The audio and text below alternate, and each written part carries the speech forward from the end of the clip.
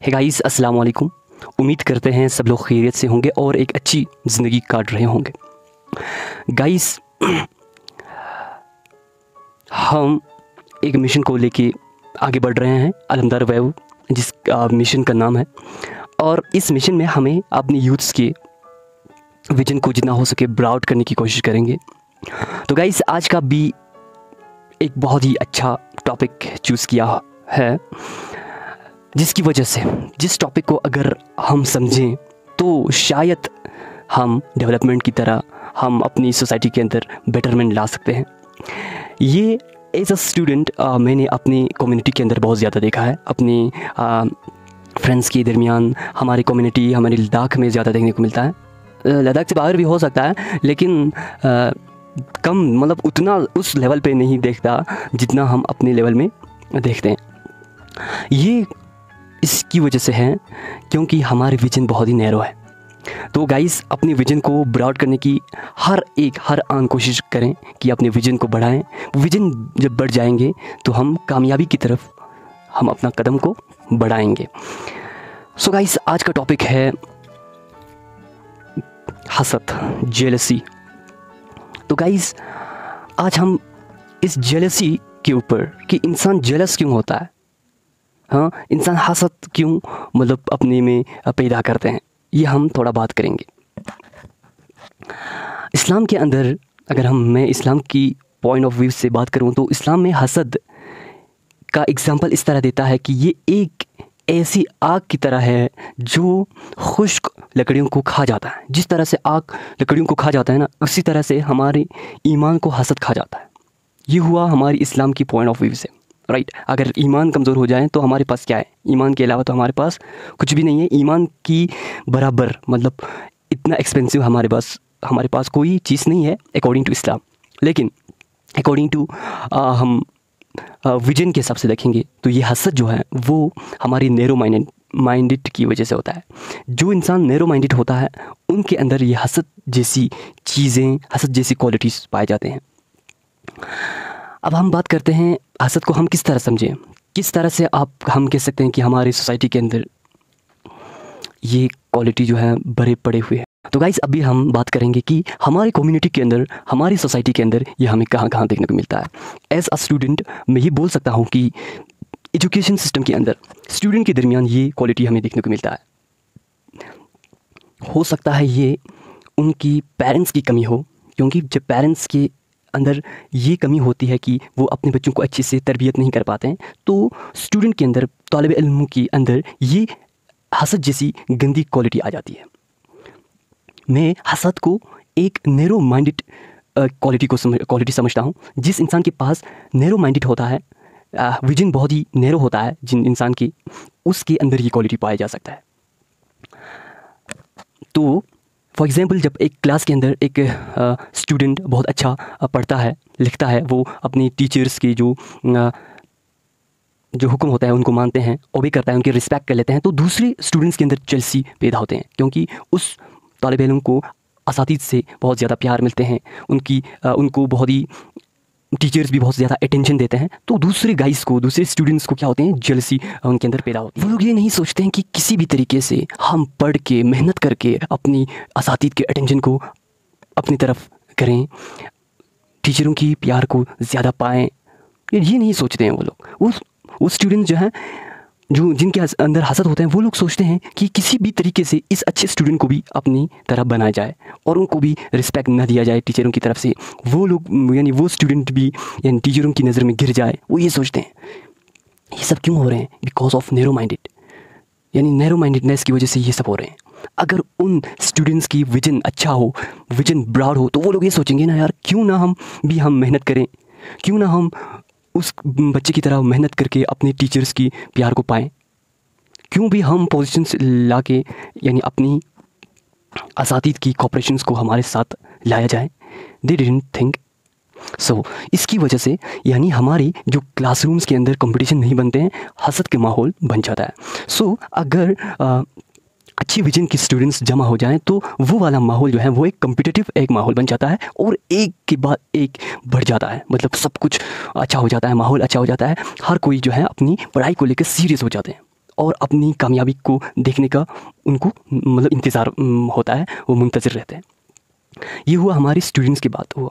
अब आ जाते हैं पेरेंट्स की बात। पेरेंट्स के अंदर हमें और भी ज़्यादा जेलसी देखने को मिलता है। अगर कोई पेरेंट उसके बच्चा उतना अच्छा नहीं पढ़ते हैं और आपकी पड़ोसी का जो बच्चा है या जो लड़के हैं या लड़कियां हैं वो अच्छे पढ़ रहे हों, तो उनको ज़्यादा जेलसी फील होता है।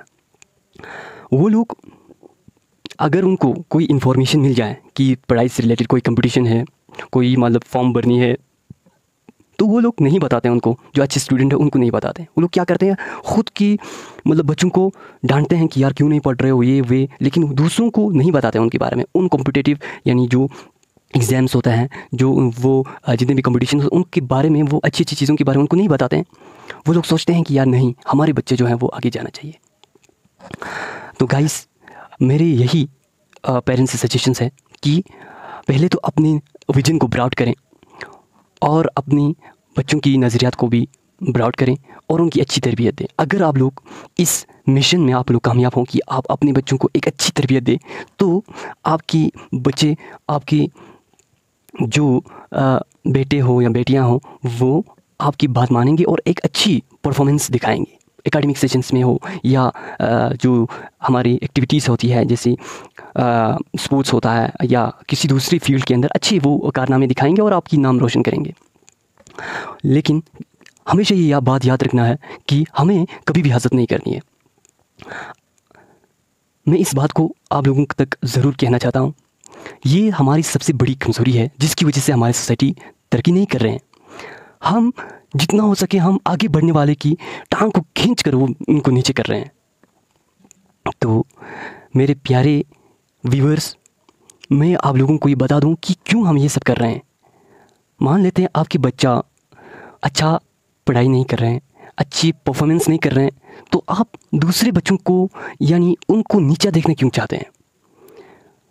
गाइस, ये सोचिए कि अगर आपके ख़ानदान में कोई अच्छा नहीं कर पा रहे हैं, तो आप अपने सोसाइटी के जो बच्चों को कॉन्फिडेंस दें, ताकि अगर वो लोग आगे बढ़ जाएंगे तो ज़्यादा आपको ही फ़ायदा होगा। उनकी मतलब जो बच्चा अच्छा कर रहे हैं, उनकी फैमिली के बाद आप सोसाइटी वालों को ज़्यादा फ़ायदा पहुंचाएंगे, ना कि दूसरी डिस्ट्रिक्ट्स वालों को, ना कि दूसरे इलाकों को ज़्यादा वो फ़ायदा मिल सकता है।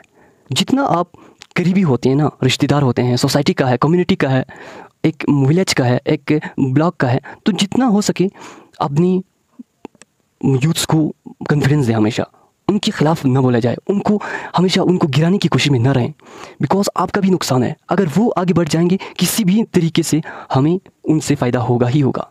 तो गाइस, क्यों अपनी बर्बादी को हम दावत दे रहे हैं? क्यों अपनी मतलब पॉवर्टी को, अपनी सोसाइटी की पॉवर्टी को क्यों दावत दे रहे हो? अपनी सोसाइटी के बारे में हमेशा बेटर सोचो। अगर आप अपने यूथ्स को, अपनी पूरी सोसाइटी को पूरे एक ही नज़रिए से देखेंगे कि यार हर कोई अच्छा करना चाहिए। हाँ, हमारे सोसाइटी के अंदर इतने मतलब अच्छे डॉक्टर्स, इंजीनियर्स, इतने IAS, इतने KS, इतनी अच्छी अच्छी पोस्ट्स, अच्छी मतलब एक्टिविस्ट होना चाहिए। ये अगर आपका नज़रिया होगा तो आपका बच्चा, अगर खुदा ना करे कि ऐसा हो, बट अनफॉर्चुनेटली अगर कोई बच्चा नहीं कर पा रहे हैं, तो इट डजंट मीन्स कि आप दूसरों के ख़िलाफ़ करें, दूसरों को खींचने की कोशिश करें। ये सबसे बड़ी बेवकूफ़ी और नैरो माइंडेडनेस की अलामत है। अगर आप दूसरों को खींचने की कोशिश करेंगे तो उनको खींचने की वजह से आप भी पीछे रह जाओगे। अगर वो लोग आगे बढ़ रहे हैं तो उनकी वजह से आपकी सोसाइटी जो है वो, कम से कम आपकी सोसाइटी आगे जा रहे हैं, सोसाइटी के अंदर कोई अच्छा काम कर जाएगा वो लोग, तो आपको भी फ़ायदा होगा।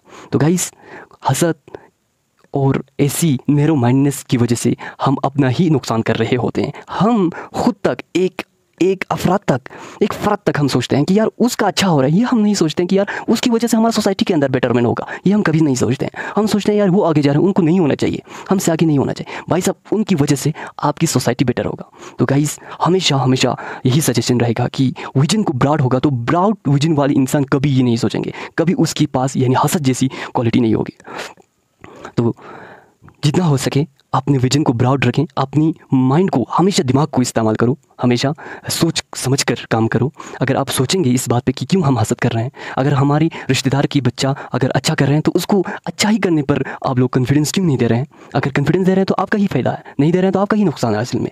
लेकिन हम ये क्यों हमें समझ नहीं आ रहा? क्योंकि हम सोचते नहीं हैं। इसीलिए इस्लाम में फ़िक्र और सोचने पर मजबूर किया है, मतलब मजबूर तो नहीं कह सकते मगर ज़ोर दिया है कि कहते हैं कि एक लम्हा के लिए अगर हम सोचेंगे तो 72 साल की जो इबादत का सवाब आपको क्यों मिलता है? क्योंकि बिकॉज जब इंसान सोचता है तो अच्छा कर पाता है, इंसान की माइंड खुल जाता है। सो गाइस, इसी तरह से अपने विजन को ब्रॉड करते रहें और दूसरों के बारे में हमेशा अच्छा सोचें, उसकी वजह से आपको ही अच्छा मिला है। मैं ये भी बात आप लोगों तक पहुंचा सकूं कि मैंने कहा कि हमारे सोसाइटी के अंदर ये क्वालिटी जो है ज़्यादा देखने को मिलता है। क्यों ये मैं कह रहा हूँ? क्योंकि वन मैं एज अ दक्षिणा स्कॉलर जब दक्षिणा वैली में गया तो मैंने ऑब्जर्व किया कि वहाँ के नीडेस्ट पेरेंट्स को, they were very kind hearted persons. वो लोग बिल्कुल, क्योंकि उनका स्टैंडर्ड जो है वो आई थिंक उनका थिंकिंग जो स्टैंडर्ड है वो बहुत ही हाई है, तो उनके अंदर ये क्वालिटी, हसद जैसी क्वालिटी नहीं पाए जाते हैं। वो लोग जितना हो सके अपने जो क्लासमेट्स होते हैं, अपने जो मेट्स होते हैं, रूममेट्स हो, क्लासमेट्स हो, कोई भी अगर बंदा, अगर हम जैसे बंदा, हम लद्दाख के वैसे भी हम बहुत पीछे हैं, हम जाके उनसे जब पूछते हैं, जब उनसे सवाल करते हैं, जब उनसे हम अपनी प्रॉब्लम्स को सॉल्व करने को बोलते हैं, तो वो लोग अच्छे से अपने टीचर्स की तरह वो समझाते हैं और वो लोग कहते हैं कि यार कोई नहीं, कोई भी क्वेश्चन हो हमें पूछ सकते हैं आप लोग, हम आप लोगों के लिए रेडी हैं। वो लोग कभी ये नहीं कहते हैं, कभी वो हसद नहीं करते हैं। वो लोग को, उन लोगों के अंदर ये क्वालिटी नहीं पाई जाती। लेकिन हमारे लद्दाख के, हम कारगिली, हम हमारे इलाके के स्टूडेंट्स, यानी जो दूर दराज के इलाके के अंदर ये नैरो माइंडेडनेस की वजह से है, ये इसका यही रीज़न है।